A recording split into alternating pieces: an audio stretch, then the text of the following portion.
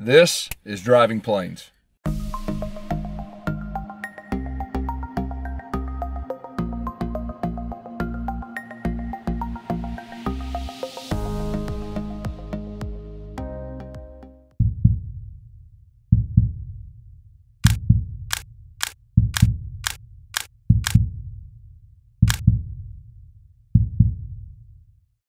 So Gus, this drive, probably like 7 miles. I charge. It's flex day. I charge about $7 million a mile. Do you have the cash? No. No? No, not that kind. Can you guarantee at least a portion of it? Maybe a little. So, I've known you for a while, at least from far away, and then the last 5 years up close. This is your 6th year at Auburn. As head coach. As head coach? Yeah. You've never been at one spot longer than 5 years. Yeah.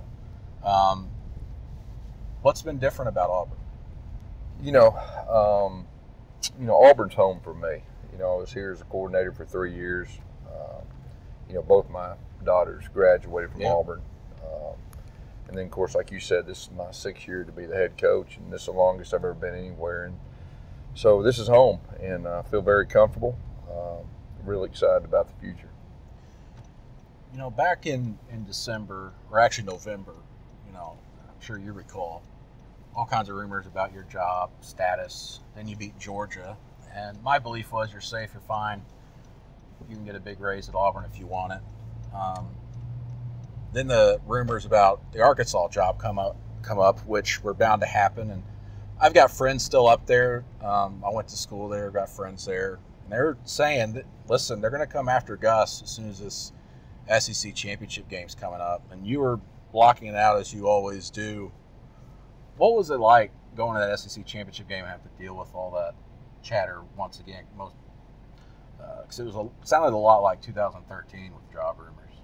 Well, as a coach, you're locked in on what you're doing, and you got your team. And I know there's a lot of chatter outside with a lot of different things, but you're locked in. You're trying your best to win the SEC championship. That's the biggest game of the season, what everybody strives for in the SEC. So we were completely locked in. A lot of times in the media world and all that, they're saying certain things. But from a team standpoint, man, we were locked in trying to do our best to win the championship. Well, as you said, the Dern SEC West Championship.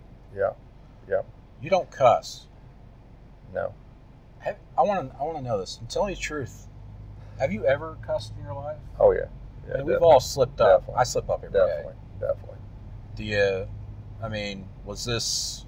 this was something that, I guess in 1994, I started looking at coaches in my ministry. Yeah. And that's when really everything started changing for me as far as understanding that I've got great influence over my players. Right. And just trying to be the example I need to be. And so that's when everything changed for me, and that's what I tried to do and still try to do this day. And just understand that as a coach, we have a big responsibility to be examples for our players. And that's really my number one responsibility at the end of the day when everything's all said and done.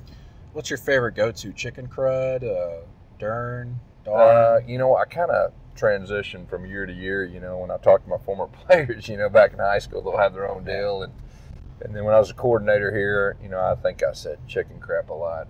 So I don't use that word, that term anymore. And, if you talk to our players, they probably know the last couple of years what my go-to line is, but it changes. Yeah. You said dog crap this past season. We whipped the dog crap out of this. Yeah. That was caught on camera. Yeah, you know what? I said that to my wife, and that was supposed to be a one-on-one deal. I know how so I got to be a little quieter from now on, but it really didn't have anything to do with the opponent. Well, you're in the moment. It was a huge victory. They're number one in the country. Yeah, you're in the moment, and of course, right after the game, you're with your wife, and that's always a special time for me. Because after the game, I always try to find Christy, and but that particular game, I guess some cameras were really close, and they made a pretty big deal of it. But it really didn't have anything to do with the opponent, like everybody thinks. Yeah, it's like, he said dogs. He might Bulldogs. No, that's kind of one of those go-to terms that I probably said, earlier in the year also. That's funny. You mentioned Christy.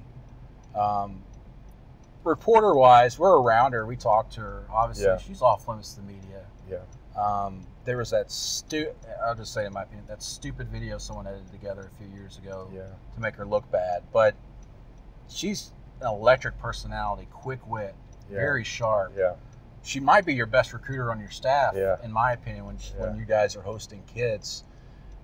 Obviously, you're married to her. You have 2 children, and now you're a grandpa. But take me back to how you met her, how important she's been in your life. Because it seems like you guys are polar opposites as far as personality. At least from the outside looking in. Yeah, she's the personality of the group. I'm kind of boring, so we complement each other pretty good. But no, me and Christy go way back.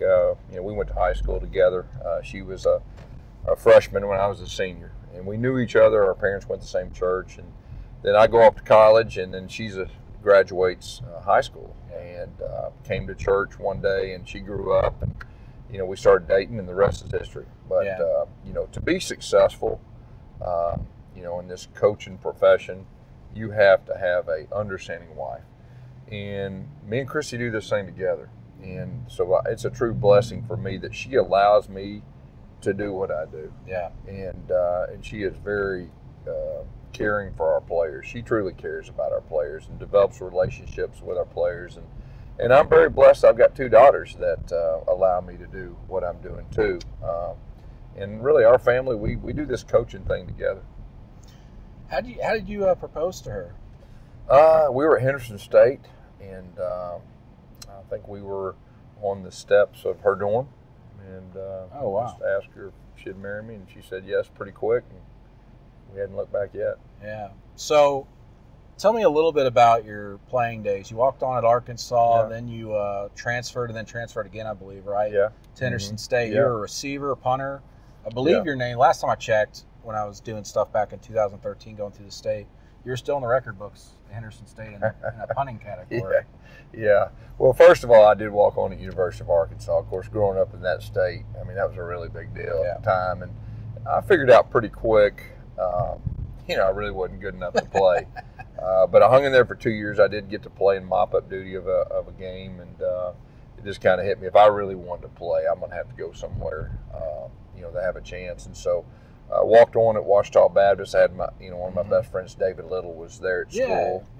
And then ended up transferring to Henderson State. Henderson was really the only school that offered me coming out of high school. Really? Sporty Carpenter was the coach, and he took me in and gave me a scholarship, and had a great experience there at Henderson State. Played wide receiver. The punting thing just happened because we didn't have a punter, and so it was process elimination. I was the best one, so I just did it. Enjoyed it for the team, but Sporty Carpenter was great to me. It was a great experience. Yeah, how much of an influence was him on just how you are as a coach today? Yeah, I Ken Hatfield got a chance to be with him for 2 years. I mean, just the former Arkansas coach, a Christian coach, and then I got a chance to be with Sporty Carpenter, and those were 2 really good guys to look up to, and learn from, from a player standpoint.